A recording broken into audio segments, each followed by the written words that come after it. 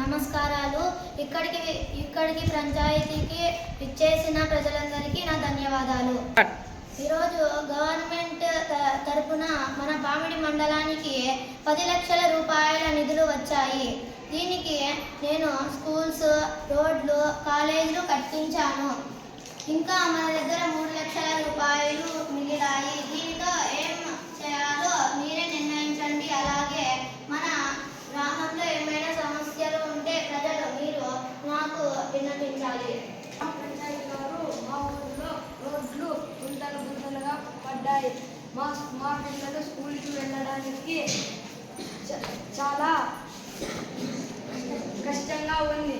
అందుకు మా ఊరికి రోడ్లు వేయించండి.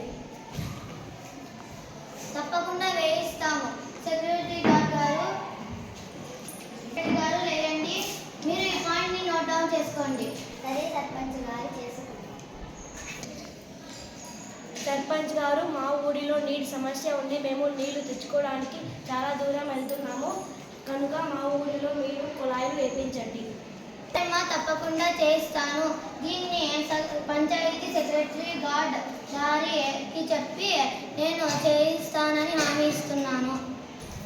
మా 1 నంబర్ వార్డులో రాత్రి పూట్ల స్ట్రీట్ లైట్లు వెలగడం లేదు. దానివల్ల మా వీధి వాళ్ళు సమస్యకు గురి అవుతున్నారు. ఈ సమస్యను పరిష్కరించండి. తప్పకుండా. 1 నంబర్ వార్డు గారు లేరండి. దీనికి మీరు ఏం సమాధానం ఇస్తారో మీరే చెప్పండి.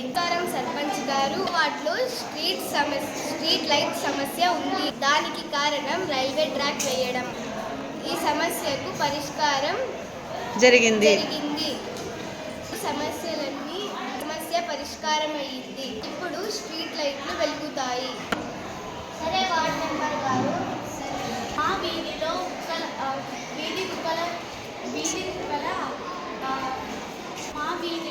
వీధి కుక్కల సమస్య ఎక్కువైంది. పిల్లలు ఆడుకుంటుంటే కలుస్తున్నాయి. ఈ సమస్యను పరిష్కరించండి సర్పంచ్ గారు. ఈ సమస్యకు ఉప సర్పంచ్ గారు మీకు చెప్తారు. వీధి కుక్కలను లేకుండా సమస్యను పరిష్కరిస్తాం. మా ఊళ్ళో హాస్పిటల్లు లేవు. మేము హాస్పిటల్ వెళ్ళడానికి చాలా దూరం ప్రయాణిస్తున్నాము. మా ఊళ్ళో హాస్పిటల్ కట్టించండి. మా ఊరు నుంచి వేరే ఊరికి వెళ్ళాలంటే బస్సు సదుపాయాలు లేవు. సర్పంచ్ గారు, మీరే ఎలాగైనా బస్సు వేయించండి. మన గ్రామంలోని సమస్యలన్నిటినీ నేను విన్నాను. మన గ్రామ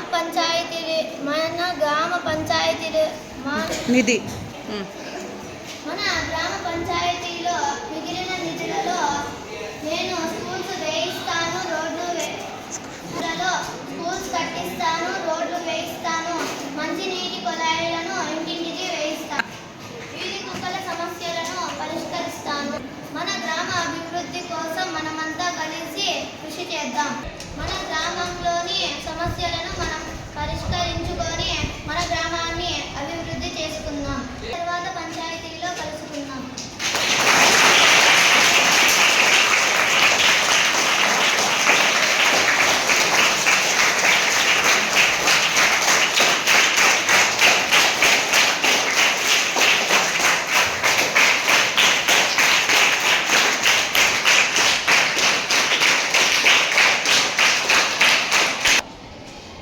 ఓకే స్టూడెంట్స్, ఈరోజు అందరూ మాక్ పంచాయతీ అనే ఒక యాక్టివిటీని మనము యాక్టిజం క్లబ్ ద్వారా మనం తెలుసుకున్నాం కదా.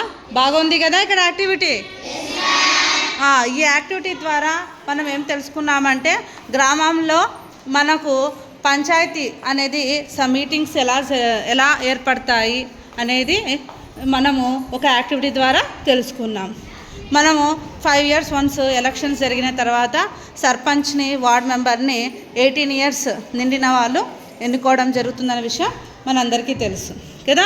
అలా ఎన్నుకున్న వ్యక్తులు మన కోసం, మన గ్రామం కోసం వాళ్ళు ఏ విధంగా ఉపయోగపడతారు, ఏ విధంగా పనిచేస్తారు అనే దాని గురించి మనం చిన్న యాక్టివిటీ ద్వారా తెలుసుకున్నాం. అలాగే గ్రామంలోని సమస్యలను ఎలా అడిగి తెలుసుకుంటారు, తెలుసుకొని ఆ సమస్యను ఎలా పరిష్కరిస్తారు అనే దాన్ని కూడా మనం తెలుసుకున్నాం, చూసాం కదా.